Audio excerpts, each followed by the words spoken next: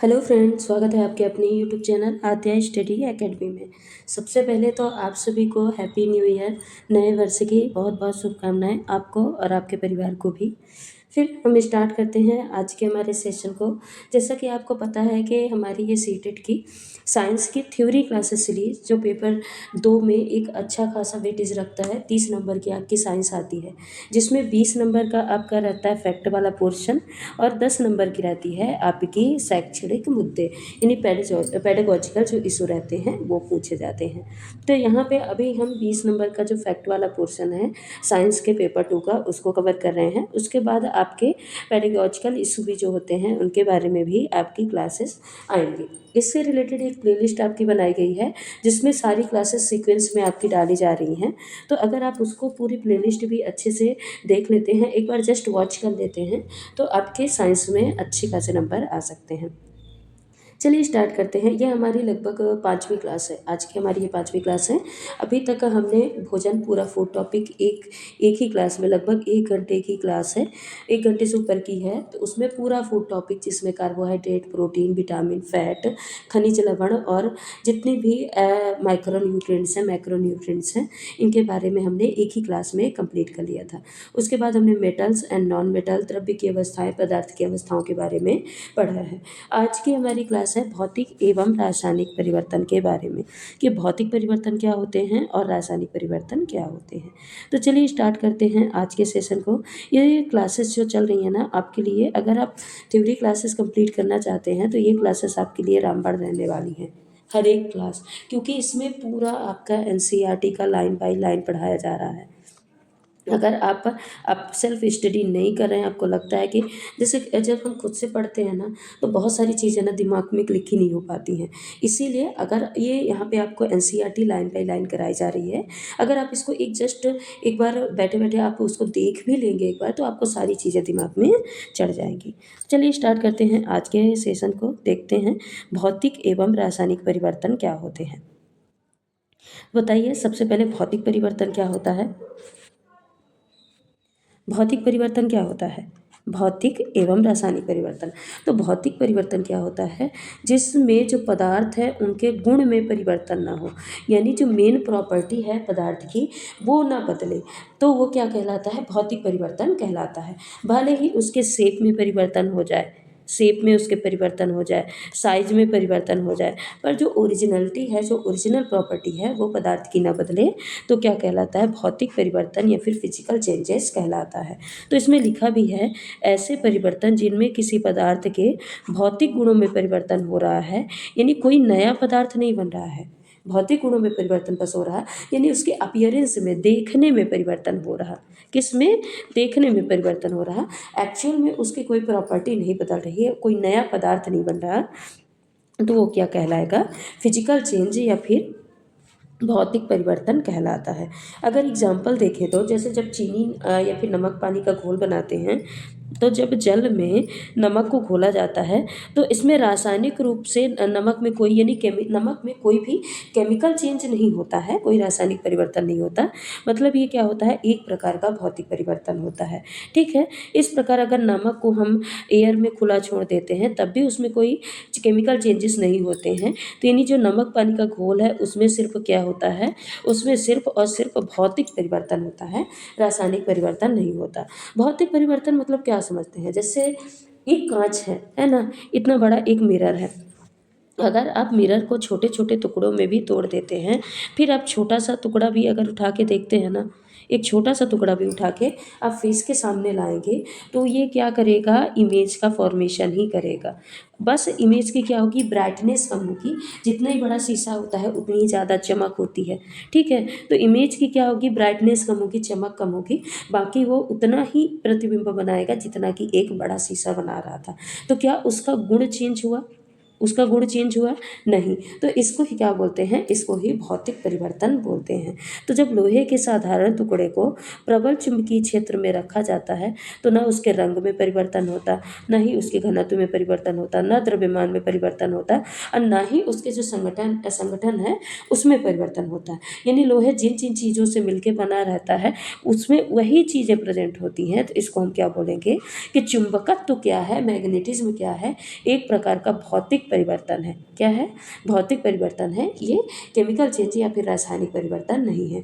ठीक, क्योंकि जब देखिए कोई भी आयरन है, लोहा है, उसको हम चुंबक के पास ले जाते हैं तो क्या वो उसको चेंज करता है, बस वो क्या करता है, उसको अट्रैक्ट करता है, चिपकाता है। क्या उसके रंग में चेंज करता है, क्या घनत्व में चेंज करता है, द्रव्यमान, संगठन, क्या किसी चीज़ में परिवर्तन करता है, तो नहीं करता। इसलिए क्या है, यह एक प्रकार का क्या है, भौतिक परिवर्तन है।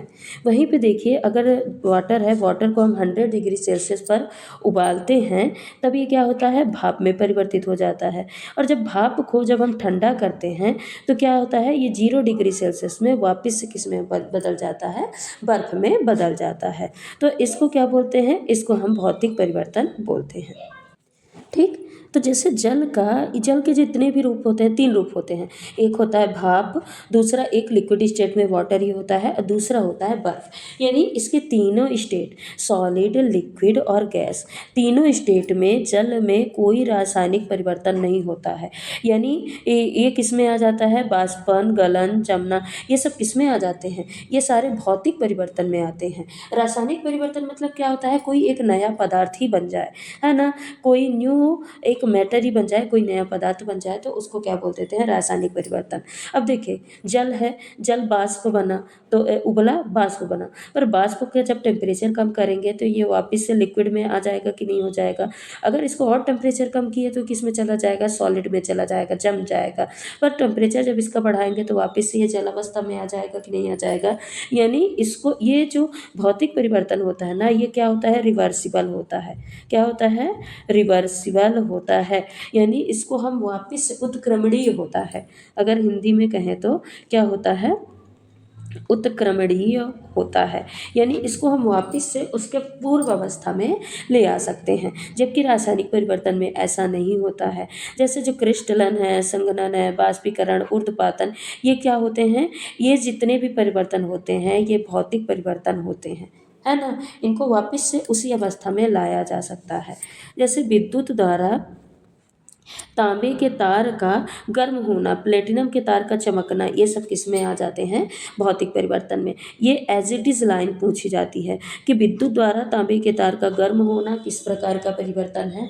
इसलिए ये सारी एनसीईआरटी की लाइन है, इनको आपको 1 बाय 1 रटे रटे रहना है, बिल्कुल दिमाग में बैठा लेना है। ठीक है, कि विद्युत द्वारा तांबे के तार का गर्म होना ये किस प्रकार का परिवर्तन है, तो भौतिक परिवर्तन है। प्लेटिनम तार का चमकना किस प्रकार का परिवर्तन है, तो ये किस प्रकार का परिवर्तन है, एक भौतिक परिवर्तन है। ठीक है, अब भौतिक परिवर्तन के लक्षण क्या क्या होंगे, तो जो भौतिक परिवर्तन होता है ना वो कैसा होता है, अस्थायी होता है। यानी ये टेम्परेरी होता है। क्या होता है, टेम्परेरी होता है। ठीक है, ये परमानेंट नहीं होता है। ये परमानेंट क्या होता है, नहीं होता, ये अस्थायी होता है, ये टेम्परेरी होता है। यह प्रक्रिया केवल तभी तक होती है जब तक प्रक्रिया का कारण हो। अब प्रक्रिया का कारण हो, इससे क्या समझते हैं, जैसे मान लीजिए कोई स्प्रिंग है, ठीक है, ये क्या है, स्प्रिंग है, ठीक है, इसको जब तक हम फोर्स लगा के खींचे रहेंगे तभी तक ये फैली रहेगी। फिर जब इसको हम छोड़ देंगे, इस पर अगर हम जो फोर्स लगाए हैं, फोर्स को हम हटा लेंगे, तब क्या स्प्रिंग अपनी पूर्वावस्था में नहीं आ जाएगी, या अपने वापस वाली स्टार्टिंग वाली स्टेज में नहीं आ जाएगी, तो आ जाएगी। इसीलिए जो भौतिक परिवर्तन होता है ये क्या होता है, अस्थायी होता है। ये तभी तक होता है जब तक प्रक्रिया का कारण रहता है। अगर मतलब यह कारण हटा दिया जाए, जैसे स्प्रिंग से जब हम फोर्स हटा देते हैं तो ये उत्क्रमित हो जाता है, यानी रिवर्स हो जाता है। इसलिए जो भौतिक परिवर्तन होता है वो क्या होता है, उत्क्रमणीय होता है, रिवर्सिबल होता है। यानी इसमें जो पदार्थ है अपने पूर्व अवस्था में आ सकता है। भौतिक परिवर्तन में कोई भी नया पदार्थ नहीं बनता है, कोई भी प्रोडक्ट का फॉर्मेशन यहाँ पे नहीं होता है। भौतिक परिवर्तन में मूल पदार्थ के विशिष्ट गुणों में भी परिवर्तन नहीं होता। ये तो हम स्टार्टिंग में ही पढ़े हैं कि जो भौतिक परिवर्तन है इसमें कोई भी प्रोडक्ट नहीं बनता है, कोई भी आपका नया प्रोडक्ट इसमें नहीं बनेगा। और प्रोडक्ट के अलावा इसकी जो प्रॉपर्टी है पदार्थ की, वो प्रॉपर्टी भी चेंज नहीं होगी। ठीक है, तो ना ही नया प्रोडक्ट बनेगा, ना ही प्रॉपर्टी चेंज होगी। तो यानी पदार्थ की रासायनिक प्रकृति नहीं बदलती है, बस उसका क्या बदलता है, अपीयरेंस बदलता है। क्या बोलेंगे, अपीयरेंस, यानी देखने में वो क्या होती है, उसकी अवस्था चेंजेस हो सकती हैं, पर उसकी रासायनिक प्रकृति कोई सी नहीं बदलती। तो इसको ही क्या बोलते हैं, इसको भौतिक परिवर्तन बोला जाता है। अब हम देखते हैं रासायनिक परिवर्तन क्या होता है। रासायनिक परिवर्तन से क्या समझते हैं, तो रासायनिक परिवर्तन ऐसा परिवर्तन जिसमें एक या एक से अधिक नए पदार्थ का निर्माण होता है। यानी यहाँ पे क्या होता है, प्रोडक्ट का फॉर्मेशन होता है। क्या होता है, प्रोडक्ट का फॉर्मेशन होता है, एक नए प्रोडक्ट का बोलेंगे कि न्यू प्रोडक्ट का अगर यहाँ पे क्या होता है, फॉर्मेशन होता है, तो क्या कहलाता है, केमिकल चेंजेस या रासायनिक परिवर्तन कहलाते हैं। रासायनिक जो परिवर्तन होता है उसमें मूल पदार्थ का रासायनिक संगठन और उसकी अणु संरचना भी क्या होती है, बदल जाती है। यानी कुल मिला के जो पदार्थ होता है उसका गुण क्या हो जाता है, चेंज हो जाता है। ठीक है, और वैसे भी रासायनिक परिवर्तन में आप क्या समझ सकते हैं, जैसे हमने भौतिक परिवर्तन में क्या पढ़ा था कि शेप बदलना, किसी चीज़ का साइज बदलना, वो छोटा है, कंप्रेस है, स्प्रिंग जैसे ऐसे कंप्रेस फॉर्म में है, जब उसको खींच दिए तो उसका क्या बदल गया, शेप बदल गया। तो ये किस में आ जाता है, भौतिक परिवर्तन में आ जाता है। वहीं पे अगर रासायनिक परिवर्तन की बात करें तो किसी चीज़ के गंध में परिवर्तन, स्वाद में अगर परिवर्तन हो रहा, पाचन हो रहा, तो किस में आ जाएगा, रासायनिक परिवर्तन में आ जाएगा। ठीक है, तो ये सब क्या होते हैं, किसी चीज़ के रंग में परिवर्तन हो रहा, तो और घनत्व में परिवर्तन हो, द्रव्यमान में परिवर्तन हो, तो ये सब क्या कहलाते हैं, ये सारे रासायनिक परिवर्तन कहलाते हैं। जैसे मान लीजिए खाने का पाचन हो गया, तो क्या उसको आप जैसे रोटी खाएं, आप रोटी का पाचन हो गया, तो क्या आप उसको वापस रोटी बना सकते हैं, तो उसको नहीं बना सकते। तो इसीलिए पाचन क्या होता है, एक रासायनिक परिवर्तन होता है। कोई भी खाना है खराब हो गया, उसमें स्मेल आ गई, तो उसको वापस से हम ठीक नहीं कर सकते। तो ये सब क्या कहलाता है, ये कहलाता है रासायनिक परिवर्तन। अब रासायनिक परिवर्तन के उदाहरण क्या हो जाएंगे, जैसे लोहे का टुकड़ा है ना, इसको लंबे समय तक आप ह्यूमिडिटी वाले वातावरण में रख दीजिए, तो लोहा क्या करेगा, ऑक्सीजन के साथ रिएक्ट कर लेगा, और रिएक्ट करके उसके सतह पे एक भूरे रंग की परत जम जाती है, जिसको ही क्या बोलते हैं, जंग बोलते हैं या फिर संक्षारण बोलते हैं। इसीलिए जो लोहे पे जंग लगना है, ये एक प्रकार का क्या कहलाता है, रासायनिक परिवर्तन कहलाता है। अब जंग लगे लोहे को हम वापस से उसका जंग नहीं हटा सकते कि वापस से हम अच्छा नॉर्मल लोहा बना दें। हाँ, जंग और न बढ़ने पाए इसके लिए जिंक की परत चढ़ाई जाती है, जिसको बोलते हैं गैल्वेनाइजेशन। क्या बोला जाता है, गैल्वेनाइजेशन बोला जाता है।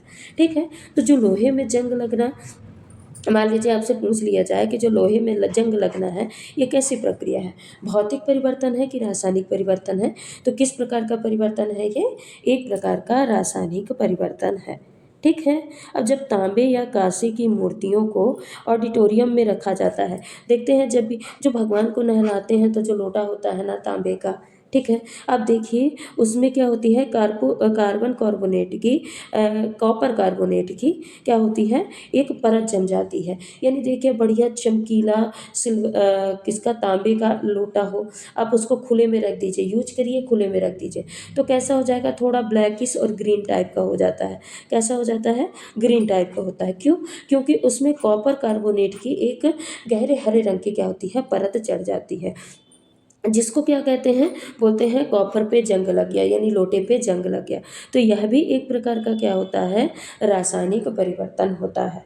ठीक है, तो चाहे लोहे में जंग लगना, चाहे कॉपर में जंग लगना, ये क्या कहलाती है, तांबे में जंग लगना, ये क्या कहलाती है, एक प्रकार के रासायनिक परिवर्तन कहलाती है। ठीक, और रासायनिक परिवर्तन में क्या क्या आ जाएगा, अभी हमने बोला था कि जो पाचन होता है वो रासायनिक परिवर्तन में आता है।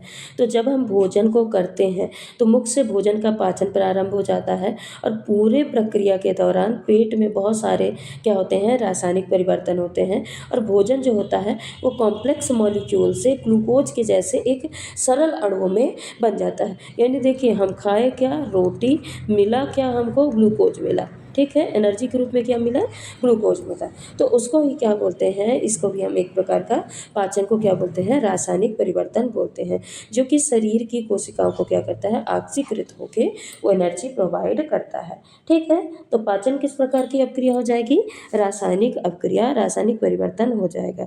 देखिए हम लाइन बाय लाइन क्यों पढ़ रहे हैं, क्योंकि ऐसे स्टेटमेंट वाले क्वेश्चन आते हैं जो कि आपके एनसीईआरटी से एज इट इज उठाए जाते हैं, इसीलिए हम यहाँ पे लाइन बाय लाइन पढ़ रहे हैं। अब देखिए दहन के फलस्वरूप भी सदैव एक नया पदार्थ बनता है। जब भी कोई चीज़ जलती है ना, जलती है तो दहन भी एक प्रकार का क्या है, रासायनिक परिवर्तन है। जैसे ऑक्साइड है ना, कोई भी चीज़ अगर जलती है तो क्या बनाती है, ऑक्साइड का फॉर्मेशन करती है। तो दहन भी क्या होता है, जलना एक प्रकार का रासायनिक प्रक्रम होता है, रासायनिक परिवर्तन होता है। यह एक ऊष्माक्षेपी प्रक्रम है, यानी इस प्रक्रम में ऊष्मा क्या होती है, उत्पन्न होती है। ठीक है, इस प्रक्रम में क्या होती है, ऊष्मा उत्पन्न होती है। दूसरा क्या है, ferrous sulphate, calcium carbonate, copper sulphate, क्या क्या, ferrous sulphate, calcium carbonate, copper sulphate और लेड नाइट्रेट। जब इनको क्या किया जाता है, गर्म किया जाता है तो ये अपघटित होते हैं, और अपघटित होना ये क्या कहलाता है, इन्हें किसी चीज़ का विघटन होना, किसी चीज़ का विघटन होना, टूटना, ये क्या कहलाता है, एक प्रकार का रासायनिक परिवर्तन कहलाता है। और ये जो प्रक्रिया होती है अपघटन की, ये क्या होती है, एक प्रकार की ऊष्मा शोषी अपक्रिया होती है। जैसे किसी चीज़ को ऊष्मा देंगे, हीट देंगे, तभी जैसे बर्फ़ को हीट देंगे तब वो जाके पानी में बदलेगा ना, तो कैसी अपक्रिया है किसी चीज़ का विघटन, एक प्रकार की ऊष्मा शोषी प्रक्रम होती है। इस प्रक्रम में ऊष्मा का क्या होता है, अवशोषण किया जाता है। ठीक है, और अभी हमने पढ़ा था कि जो ऊर्ध्वपातन होता है वो कैसा प्रक्रम होता है, ऊर्ध्वपातन यानी सब्लिमेशन एक प्रकार का भौतिक परिवर्तन होता है। पर यहाँ पे देखिए क्या बोला है कि अमोनियम क्लोराइड का ऊर्ध्वपातन इसके विघटन के कारण होता है। कैसा होता है, विघटन के कारण होता है, इसीलिए क्या है, एक प्रकार का रासायनिक परिवर्तन होता है। क्या होता है, क्योंकि यहाँ पे ये जो अमोनियम क्लोराइड है वो ऊर्ध्वपातन मतलब इसके विघटन के कारण होता है, यानी ये टूटता है, और टूट के क्या करता है, एक न्यू प्रोडक्ट, एक नए प्रोडक्ट का, उत्पाद का फॉर्मेशन करता है। इसीलिए ये क्या है, एक प्रकार का रासायनिक परिवर्तन है। जैसे अमोनियम क्लोराइड है, टूटा तो अमोनियम बनाया और HCl हाइड्रोक्लोरिक एसिड क्या हो गया, बाहर निकल गया। ठीक है, ऐसे ही अयस्क में धातु का निष्कर्षण, औषधि, प्लास्टिक, अपमार्जक धातुएं जैसे ऑक्सीजन, क्लोरीन, आयोडीन, इनका क्या करते हैं, निर्माण करते हैं, यानी एक नए प्रोडक्ट का फॉर्मेशन करते हैं। इसीलिए क्या है, ये एक प्रकार के रासायनिक परिवर्तन होते हैं। ठीक है, अरे जो भी चीज़ रंग में चेंज हो, गंध में चेंज हो, स्वाद में चेंज हो, और एक नया प्रोडक्ट बनाए, क्या करे, नया प्रोडक्ट बनाए, उत्पाद बनाए, तो क्या कहलाती है, रासायनिक परिवर्तन के अंतर्गत आती है। अब रासायनिक परिवर्तन के क्या क्या लक्षण हो जाएंगे, तो रासायनिक परिवर्तनों से पदार्थ के गुण बदल जाते हैं, जबकि भौतिक परिवर्तन जब हम पढ़ रहे थे तो वहाँ पे पदार्थ के गुण नहीं बदलते थे। यहाँ पे क्या होता है, पदार्थ का गुण बदल जाता है, यानी पदार्थ की रासायनिक प्रकृति बदल जाती है। क्या हो जाती है, उनकी रासायनिक प्रकृति ही बदल जाती है। तो रासायनिक परिवर्तन जो होता है, इसमें नए पदार्थ का, नए प्रोडक्ट का निर्माण होता है, जिसका गुण जो मूल पदार्थ होता है, जो बेस पदार्थ होता है, उसके गुण से क्या होता है, अलग होता है। इसीलिए इसी आधार पे क्या बोल सकते हैं कि यह एक प्रकार का रासायनिक परिवर्तन है। ठीक है, रासायनिक परिवर्तन प्रायः ये कैसे होते हैं, स्थायी होते हैं। जब भी एक न्यू प्रोडक्ट बन जाएगा ना, जब भी एक न्यू प्रोडक्ट बनेगा तो उसका गुण क्या हो जाएगा, स्टेबल हो जाएगा, स्थायी हो जाएगा, उसको हम वापस नहीं ला सकते। ठीक है, उसको हम वापस नहीं चेंज कर सकते, यानी यह रिवर्सिबल नहीं होता है। ठीक है, ये क्या होता है, यह रिवर्सिबल नहीं होता है। परिवर्तन का कारण हटने पर भी यह उत्क्रमित नहीं होता है, रिवर्स नहीं होता है। ये कैसा होता है, रासायनिक परिवर्तन एक प्रकार का अनुत्क्रमणीय परिवर्तन होता है। कैसा परिवर्तन होता है, अनुत्क्रमणीय परिवर्तन होता है। अब जो रासायनिक परिवर्तन होता है, रासायनिक केमिकल चेंजेस में ऊर्जा परिवर्तन भौतिक परिवर्तन की अपेक्षाकृत अधिक होती है। ठीक है, इन परिवर्तनों में बहुत ज़्यादा ऊष्मा, प्रकाश निकलते हैं। अब देखिए जो भी भौतिक परिवर्तन मान लेते हैं, एक ये लकड़ी है, इसको तोड़ दिए, इसमें कितनी ऊर्जा की आवश्यकता पड़ी, कितना टाइम लगा। तो भौतिक परिवर्तन में ज़्यादा ऊष्मा नहीं खर्च होती और ज़्यादा ऊर्जा ऊर्जा नहीं लगती। जबकि जो रासायनिक परिवर्तन है ना, इसमें एक नए पदार्थ का निर्माण होता है, एक नए पदार्थ का निर्माण होता है, तो उसके लिए बहुत ज़्यादा ऊर्जा की आवश्यकता होती है। अब जब ये बहुत ज़्यादा ऊर्जा अवशोषित करेगा, तो बहुत ज़्यादा ऊष्मा और प्रकाश को क्या करते हैं, निकालते हैं या फिर उसको अवशोषित करते हैं। तो ये क्या कहलाता है, ये एक प्रकार का रासायनिक परिवर्तन होता है। ठीक है। रासायनिक परिवर्तन में कुछ घटना होती हैं, जैसे ध्वनि उत्पन्न होना। जब भी रासायनिक परिवर्तन होगी तो कुछ न कुछ साउंड प्रोड्यूस होगा, गंध में परिवर्तन आएगा। ठीक है, नई गंध बन जाएगी, रंग में परिवर्तन आ जाएगा, जैसे किसी का गैस का बनना या फिर अपक्षेप का बनना, ये क्या कहलाएगा, एक प्रकार का रासायनिक परिवर्तन कहलाता है। अब देखते हैं संक्षारण या फिर कोरोजन क्या होता है।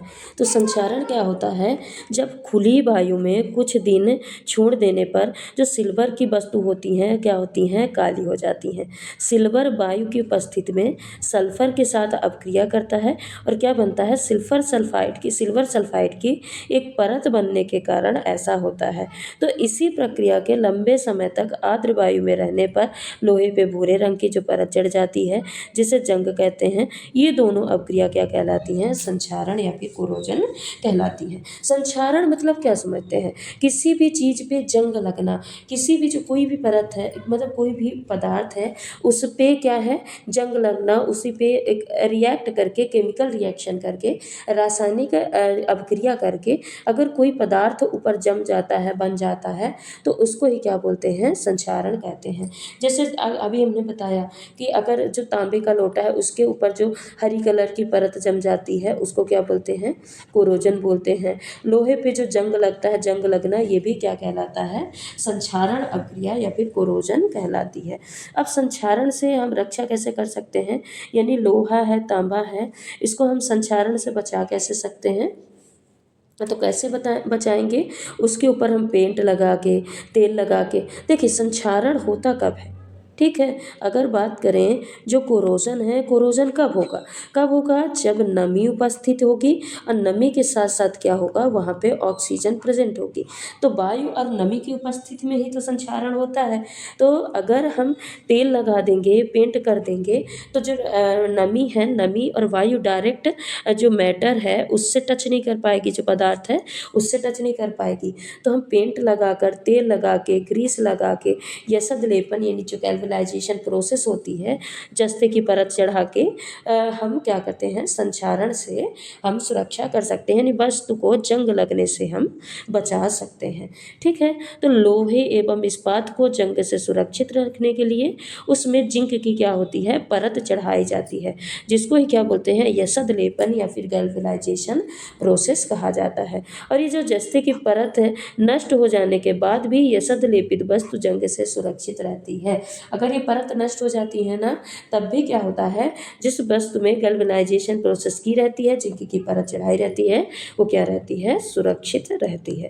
ठीक है, तो संक्षारण समझ में आ गया, संक्षारण क्या होता है, कोरोजन क्या होता है, और कोरोजन से हम कैसे क्या बचाव कर सकते हैं। ठीक है, कोरोजन पढ़ लिए और उससे बचाव पढ़ लिए।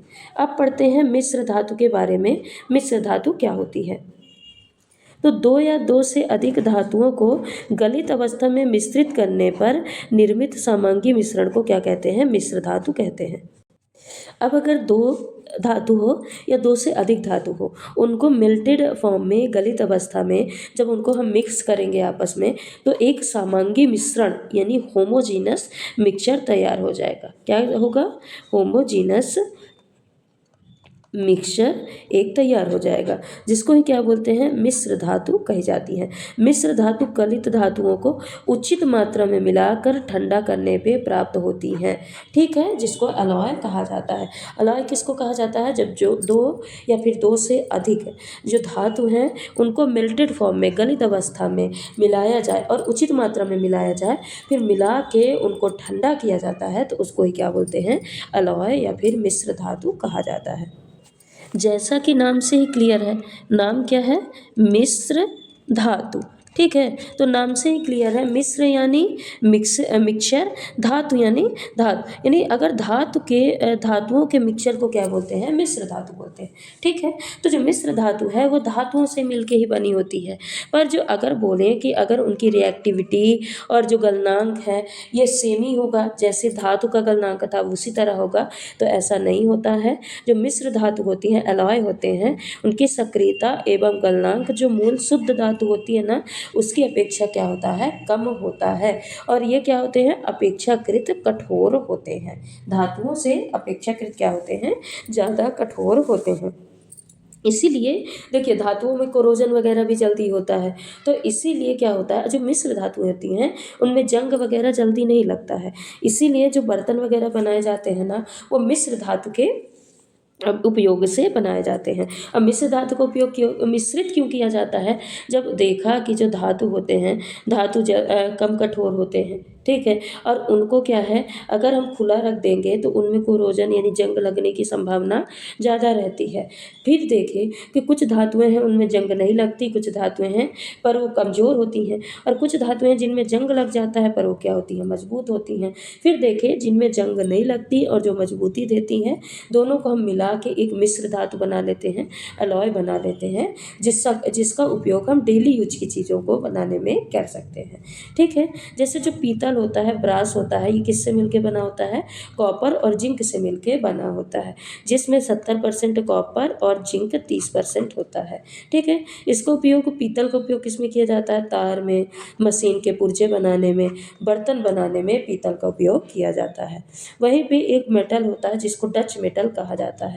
डच मेटल भी कॉपर और जिंक से बना होता है, जिसमें 80% कॉपर होता है और 20% क्या होता है, जिंक होता है। ठीक है। पर मिला किसका रहता है, कॉपर और जिंक से ही बना रहता है। मशीनों के पुर्जे बनाने में डच मेटल का उपयोग किया जाता है। डच मेटल का उपयोग कहाँ किया जाता है, मशीन के पुर्जे बनाने में। वहीं पे आ जाते हैं जर्मन सिल्वर।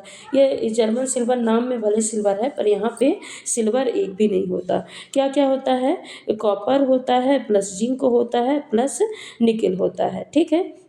कॉपर 50%, जिंक 35% और निकल कितना होता है, 15%। और जर्मन सिल्वर का उपयोग बर्तन बनाने में, मूर्तियाँ बनाने में, जो आर्टिफिशियल ज्वेलरी बनाई जाती हैं उनमें किया जाता है।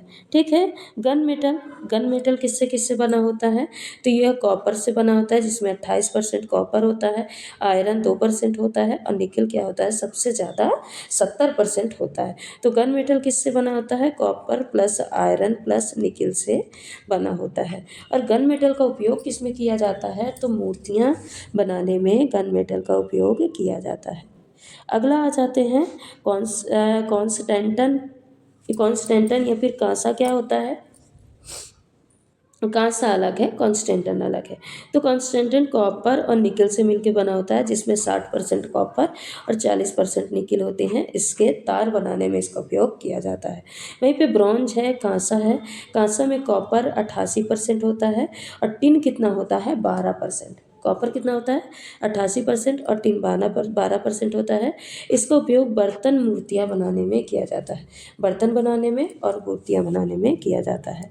अगला है गन मेटल। गन मेटल में कॉपर होता है 88%, टिन होता है 10% और जिंक होता है 2%। तो जो बंदूक हैं, हथियार हैं, मशीन के पुर्जे हैं, ये किसके बनाए जाते हैं, गन मेटल अलॉय के बनाए जाते हैं। अगला है बेल मेटल। बेल मेटल में कॉपर 80% होता है और टिन 20% होता है। इसका उपयोग घंटे में, पुर्जे बनाने में इसका उपयोग किया जाता है। वहीं पे आ जाते हैं आर्टिफिशियल गोल्ड, कृत्रिम गोल्ड। कृत्रिम गोल्ड में क्या क्या होता है, कॉपर 90% होता है और जो एल्यूमिनियम है वो कितना होता है, 10% होता है। और कृत्रिम गोल्ड का उपयोग किस में किया जाता है, आभूषण बनाने में और मूर्तियाँ बनाने में। जो रोल्ड गोल्ड के बोलते हैं ना, रोल्ड गोल्ड के गहने हैं वो किसके होते हैं, कृत्रिम गोल्ड अलॉय के होते हैं। अगला है इलेक्ट्रॉन। इलेक्ट्रॉन में क्या क्या होता है? मैग्नीशियम 95% होता है और जिंक 5% होता है। मशीनों के पुर्जे के निर्माण में इलेक्ट्रॉन का उपयोग किया जाता है। अगला है स्टेनलेस स्टील। जो भी बर्तन बोलते हैं ना, स्टेनलेस स्टील वाला देना, क्योंकि इसमें क्या होती है, चटक नहीं आती है, चटकते नहीं है बर्तन। तो इसमें आयरन कितना होता है? 73% होता है। क्रोमियम 18% होता है। निकिल 8% होता है और थोड़ी बहुत मात्रा में यहाँ पे कार्बन भी मिलाई जाती है। इसका उपयोग किस में किया जाता है? बर्तन बनाने में, औजार बनाने में और मूर्तियाँ बनाने में स्टेनलेस स्टील का उपयोग किया जाता है। ठीक। टाइटेनियम, क्रोमियम, जर्कोनियम, वेनेडियम, ये धातु युद्ध कौशल संबंधी हथियारों तथा उच्च स्तर की स्टील और मिश्र धातु को निर्मित करने में उपयोग में ली जाती है। ये क्या है? ये एक नोट करके दिया है कि जो टाइटेनियम होती हैं, क्रोमियम है, जर्केनियम है, वेनेडियम है, ये जो धातु हैं, इनका उपयोग किस में किया जाता है? हथियारों के निर्माण में। युद्ध के टाइम पे जो हथियार यूज किए जाते हैं ना, तो हथियारों के निर्माण में इसका उपयोग किया जाता है और मिश्र धातुओं को बनाने में भी इनका उपयोग किया जाता है। ठीक है। तो आज हमने क्या क्या पढ़ा? आज हमने पढ़ा है फिजिकल चेंजेस और केमिकल चेंजेस के बारे में।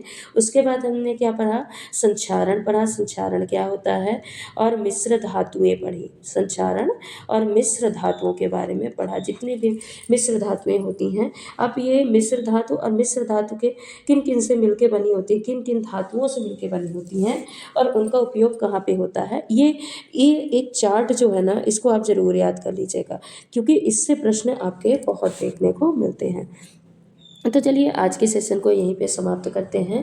ठीक है। अगर आपको ये वीडियो पसंद आया है तो लाइक करिएगा, चैनल पे नए हैं तो सब्सक्राइब करिएगा और वीडियो का नोटिफिकेशन पाने के लिए बेल आइकन को जरूर प्रेस करिएगा। मिलते हैं अगले वीडियो पे। आज के लिए यहीं तक, धन्यवाद।